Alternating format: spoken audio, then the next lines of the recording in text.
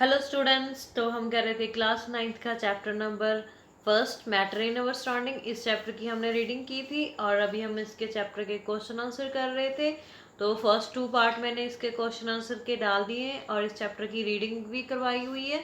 तो अगर किसी की प्रीवियस वीडियो मिस होगी हो तो आप मेरे चैनल को सब्सक्राइब करके मेरी 9th क्लास वाली प्लेलिस्ट देख सकते हो और चैनल को सब्सक्राइब ज़रूर कीजिए।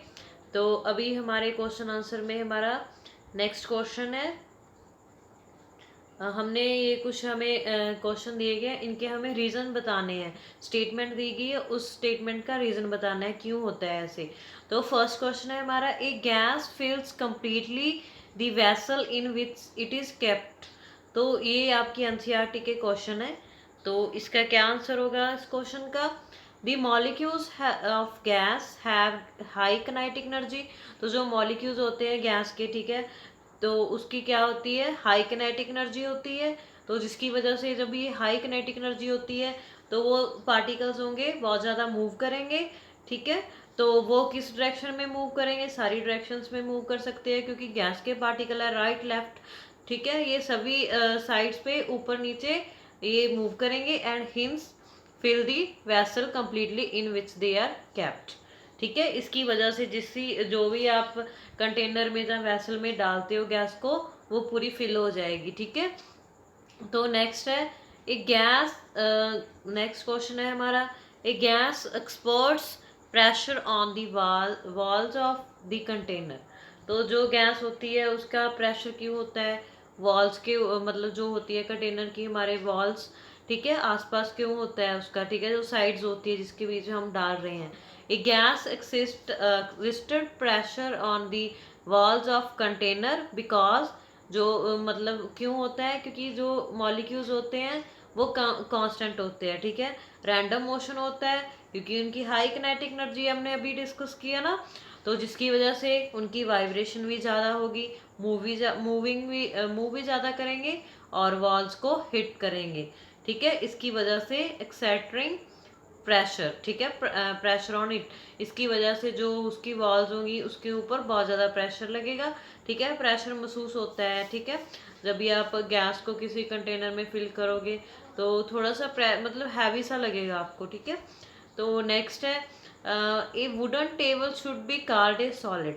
तो जो हमारे पास घर में वुडन टेबल होता है उसको सॉलिड क्यों बोलते हैं, इसका रीज़न बताना है।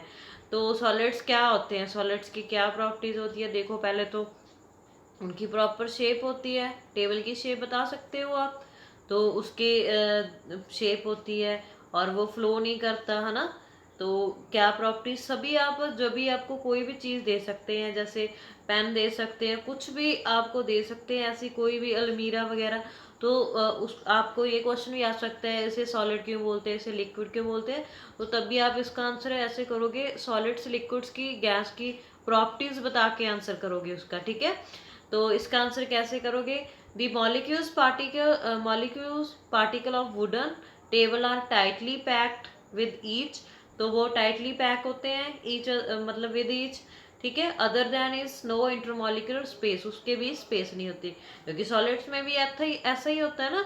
इट कैनॉट बी कंप्रेस, उसको हम कंप्रेस भी नहीं कर सकते। इट कैनॉट फ्लो, तो वो फ्लो भी नहीं करता। आपने देखा है ना कभी टेबल फ्लो कर रहा है, ठीक है। All these characteristics are solids, so wooden table should be called solids.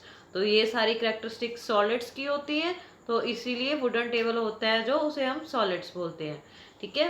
तो नेक्स्ट हमारा क्वेश्चन है, we can easily move our hand in air but to do the same through a solid block of wood we need a karate expert.